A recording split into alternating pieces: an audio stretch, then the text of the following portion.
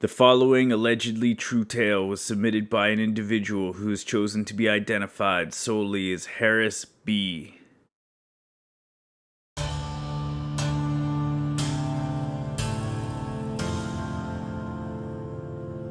I used to live in this apartment that was built on top of a library.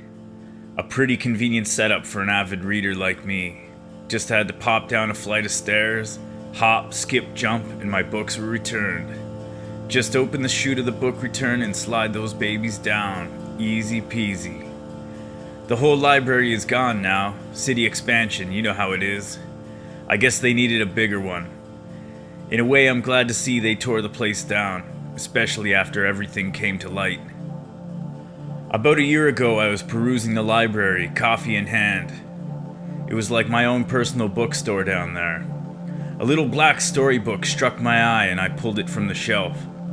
Imagine my surprise when it turned out to be the first book that my mother had read to me as a child.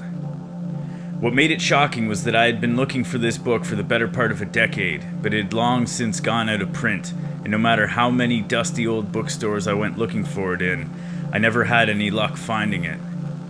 And to think, here it was, sitting in the library under my apartment this whole time. I checked the book out with a certain amount of eagerness and even trepidation that it might not be as good as the story that I remembered. I rushed upstairs to read it. I'm not gonna lie. I cried a little reading the book again after so many years, thinking of my sweet mother and the love she had shown me all of her life. I even thought about just stealing the book, as it was so hard for me to find. I couldn't do it though. My thoughts kept returning to the idea that if I stole it, no other mother would ever get the chance to read it to her child, as mine had to me. So I read the story a few more times and wiped the tears from my eyes. I put my shoes back on so I could take the book back downstairs and return it. When I got outside, I realized that I must have been enraptured by the book more than I thought. I was expecting the sun to still be shining brightly, but the sun was long gone. Night had fallen and the shadows were out. No matter. I was planning on returning the book inside to the librarian so I could tell her what a special book it was and how much I enjoyed it. Well, that wasn't in the cards, and I probably still had the last remnant of tears in my eyes, so I decided I would just slide it down the book return on the outside of the building. As I opened the book return slot, I swear I could hear a faint sound coming from the bottom of the dark chute. It sounded like a whimpering cry. It was dark and I was getting a little spooked standing there in the street in the middle of the night. I chalked it up to the sound of the hinges and the book slot return needing some WD-40. So I let the book go sliding into the darkness and ran back upstairs to my apartment. I didn't fall asleep easy that night, but when I did, I dreamt of my mother. I had a very restless sleep and woke up surprised to see the sun shining through my window. I had overslept for work. I pulled on my uniform and hurried out of the apartment. As I was locking the door, I noticed something poking up through my mailbox by my door. I'll be damned if it wasn't the same book that I had just returned last night. Someone must have been playing a prank on me. The library wasn't even open yet, and somehow this book ended up back in my mailbox. I didn't want to think too much about it at the moment as I was already late for work and rushing to catch my bus. I ran downstairs and slid it down the book return as I saw my bus coming. Luckily, I caught the bus, and as I sat there on my way to work, my mind was denying something. I had heard those same whimpering cries coming from down in the bottom of the chute out through the mouth of the book return slot. The book and the strange sound coming from the return left my mind while I was at work. I really didn't think much about it at all, which made it all the more surprising when I came home that evening to find the book again sticking out of my mailbox. The library was about to close and I wanted some answers as I was beginning to get unnerved. I raced downstairs and confronted the librarian on duty just as she was closing up. "I think one of your employees is playing a trick on me," I explained. "I live upstairs and I checked this book out last night. So what seems to be the problem?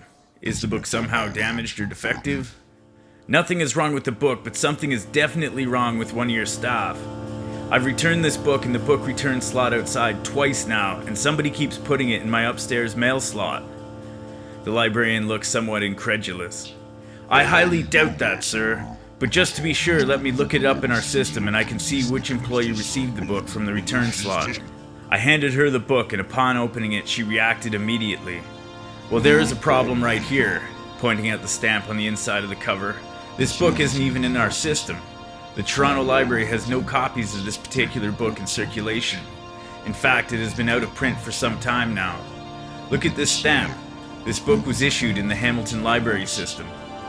It took me a moment to even react. My mind was racing. I had lived in Hamilton as an infant, and it was there that my mother had initially rented the book. So do you want the book back, I asked. No, sir, she replied.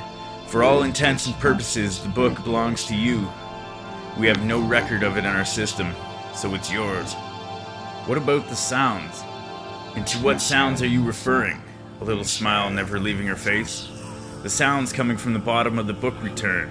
It's like someone is crying down there. Her smile never changed. It was just a slight smile, but it was knowing. Sir, this is a very old building.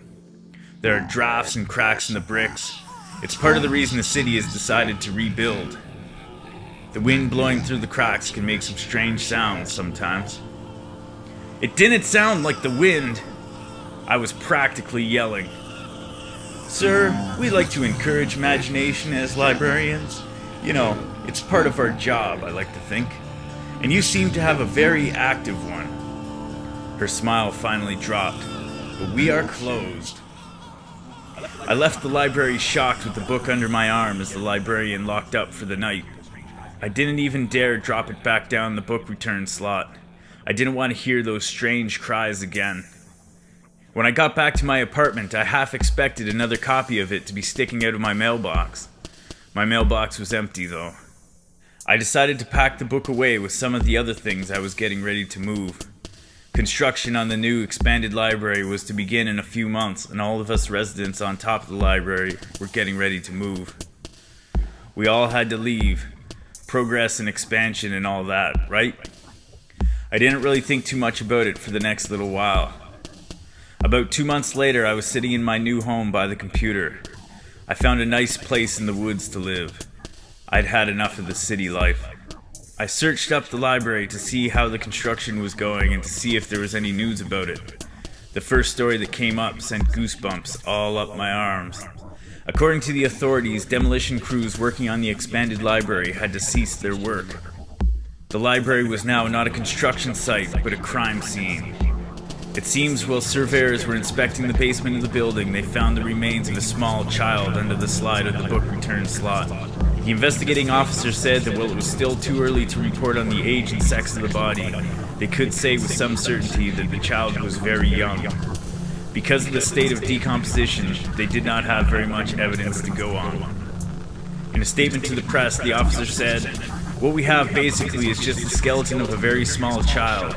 In fact, I wouldn't be surprised if it turns out to be a newborn or a very malnourished baby."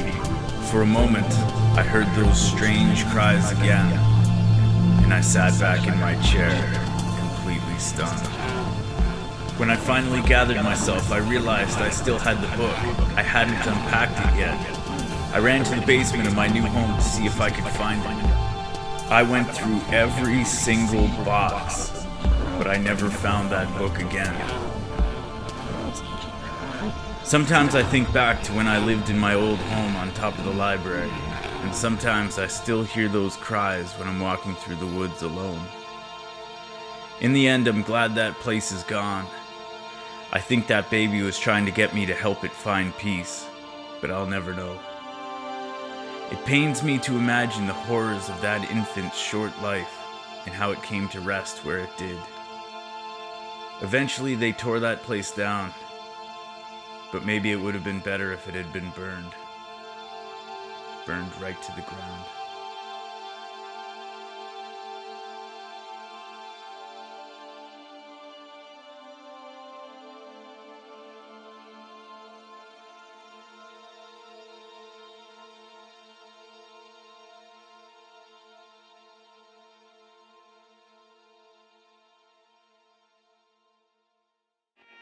Suddenly I was shocked from slumber by something that sounded like